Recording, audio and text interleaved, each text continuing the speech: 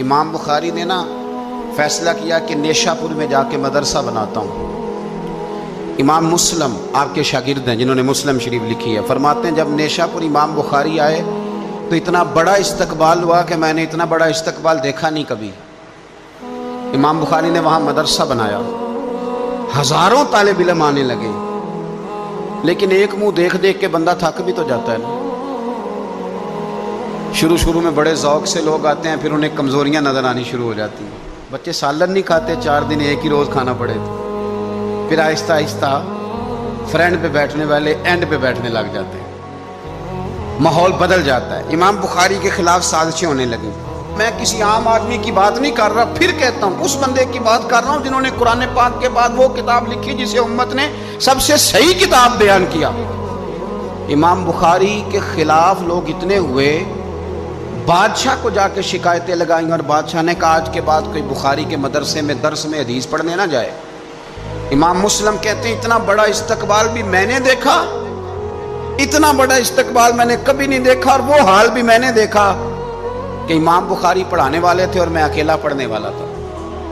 ساری عمر ہی آٹا گد ہے، لکھاں کیتے نہیں پیڑے، اب وقت آیا ہی تے محمد بخشا کوئی نہیں ہو بیٹھا نیڑے۔ کدھر گئے عشق کے دعوے، کدھر گئے وفا کے جذبے، کدھر گئے وہ غلامی کی باتیں، کہاں گئے وہ لوگ جنہوں نے کہا تھا کہ ساتھ جئیں گے ساتھ مریں گے، تا دم آخری وفا کریں گے۔ چلے جاتے ہیں لوگ، معیار بدل جاتا ہے، سوچ بدل جاتی ہے، کہانیاں بنا لیتے ہیں، ذہن بنا لیتے ہیں۔ امام بخاری نے نیشاپور چھوڑ کر ارادہ کیا کہ میں بخارا چلا جاؤں، اپنے شہر۔ سنو یہ درد کی داستان ہے لوگوں، سنو، اس بندے کی بات کر رہا ہوں جس کا نام جپتی ہے دنیا۔ امام بخاری بخارا ہے، پھر بڑا استقبال ہوا، پھر بہت بڑا مدرسہ بن گیا۔ یہ وہ بندہ ہے جن کے بارے میں نبی پاک علیہ السلام فرماتے ہیں اسے میرا سلام کہنا۔ یہ وہ شخص ہے کہ شیخ ابو زید کہتے ہیں میں نے خواب دیکھی تو حضور نے فرمایا مجھے کب تک شافعی کی کتابیں پڑھتے رہو گے، میری کتاب کیوں نہیں پڑھتے؟ یا رسول اللہ صلی اللہ علیہ وسلم میں صدقے جاؤں، قربان جاؤں، میں لفظوں پہ وارد جاؤں، سونے آپ کی کتاب کون سی ہے؟ فرمایا بخاری شریف پڑھا کرو، وہ میری کتاب ہے۔ جن کی لکھی کتاب کو میرے محبوب کہے میری کتاب ہے۔ بخارے میں بڑا استقبال ہوا، لیکن پھر بخارے کے سربراہ نے کہا، سردار نے کہا،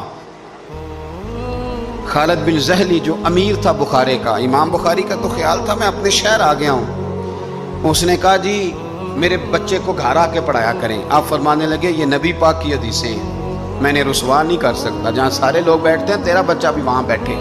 لوگوں کو پتہ ہی نہیں لوگ کس طرح کی سازشیں کرتے ہیں۔ اس نے کہا جی ٹھیک ہے میں اپنا بچہ بھیج دوں گا، پر جس وقت میرا بچہ کلاس میں ہو اور کوئی بھی نہ ہو، اکیلا ہو میرا بچہ۔ امام بخاری فرمانے لگے اگر کوئی اور آ کے کہے کہ میں نے بھی حضور کی حدیث سنی ہے تو میں کیسے منع کروں؟ ساروں کے بیچ بیٹھ کے پڑھے، یہ حضور کے دین کا فیض ہے، یہ بڑا وسیع ہے، جو آئے گا ملے گا۔ اس نے آپ کے خلاف فتوے لینے شروع کر دیے۔ ہاں جانے کب مار دے کوئی مجھے کافر کر کے شہر کا شہر مسلمان بنا بیٹھا ہے، فتوے لینے شروع کر دیے۔ امام بخاری کے خلاف سازش ہوئی، حکم ہوا کہ بخاری تو بخارا چھوڑ جا، یعنی اپنے وطن سے نکل جا۔ اپنے وطن میں بے وطن ہو گئے امام بخاری، نیشاپور والوں نے نکالا تو بخارا آئے۔ اس نے حکم دیا تو امام بخاری بخارا سے نکلے، آنکھوں میں آنسو ہیں، لے سجنا اساں توڑ نہیں بائی، اساں جان دیتی رات تیرے، ارادہ کیا سمرقند جا کے ڈیرا لگاتا ہوں۔ حضور کی حدیثیں تو پڑھنی سننی ہے نا یارو، بڑی تکلیف میں آ جاتے ہیں کئی دفعہ دیندار لوگ، بڑی اپنے بھی کئی دفعہ اپنے بھی شکایت کر دیتے ہیں، اپنے بھی پیچھے پیچھے ہونے لگتے ہیں۔ آپ یقین کریں کئی دفعہ دل کرتا ہے یار سارے باتیں کرتے تیری نہیں بنتی تھی، تو نہ کرتا۔ ایک عالم کہا کرتے تھے ایک دفعہ کہ کسی ماں کے بیٹے نے ماں کو تانا دے دیا تو ماں رو پڑی اور کہنے لگی پتر درانیاں کہنیاں تے بندا سی، ننانا کہنیاں تے بندا سی، تو تے میرا اپنا سا۔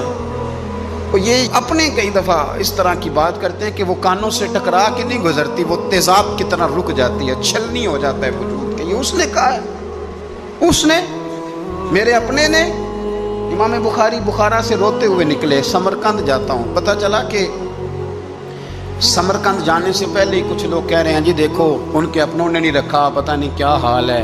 इमाम बुखारी रास्ते में एक छोटी सी बस्ती थी खरतंग, वहाँ रुक गए। सुनो यारो, फिर कहता हूँ उस बंदे की बात सुना रहा हूँ जो इस हिम्मत को सबसे कीमती किताब दे गया। इमाम बुखारी खरतंग में थे, 62 साल उम्र, सफ़ेद दाढ़ी, रो पड़े, अल्लाह मैंने सारी ज़िंदगी तेरे नबी की हदीसें जमा की हैं, ऐ मेरे मालिक तेरी ज़मीन बड़ी वसी है पर बुखारी पर तंग हो गई है, मेरे ऊपर रहम कर दे। इमाम बुखारी ने वहाँ दुआ फरमाई, दोपहर को दुआ फरमाई, शाम को बीमार हुए, रात को विसाल हो गया। लै ओ सजना असां तोड़ नहीं पाई, असां तोड़ नहीं पाई ते जान दिती रात तेरे, मुझे कह लेने दे, मुझे कह लेने दे, मुझे कह लेने दे, बेकदरा कुछ कदर न जाती। ओ कीती खूब तसल्ली हो, दुनियादार पुजारी ज़र दे कुत्तियां दे गल टल्ली हो।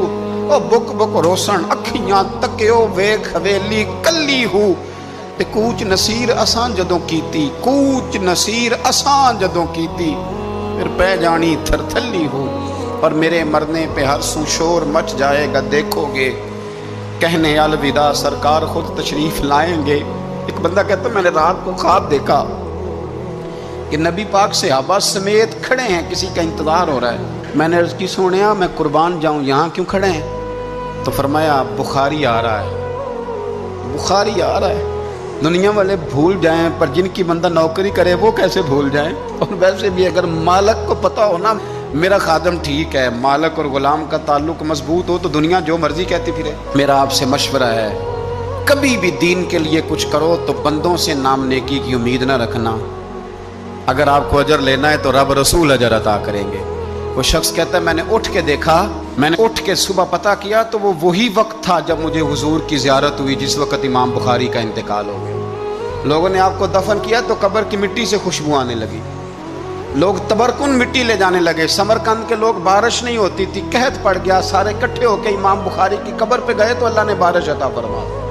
इतना बड़ा आदमी लेकिन बेकदरा कुछ कदर न जाती। दो बातें आपने इस गुफ्तगू से याद रखनी है, एक तो बंदों से अजर की उम्मीद न रखें, ये छोड़ दें कि बंदे वाह वाह करेंगे तो मैंने काम करना। आप गरीब की मदद भी करें, आप नेकी भी करें, आप खैर भी करें, इदारों से, मस्जिदों से, मदारस से भी प्यार करें, लेकिन वाह वाह की तवक्को बंदों से। और अगर रब रसूल ने एक दफ़ा भी वाह वाह कर दी ना तो फिर वाह बल्ले बन जाएगी, फिर क्या बात।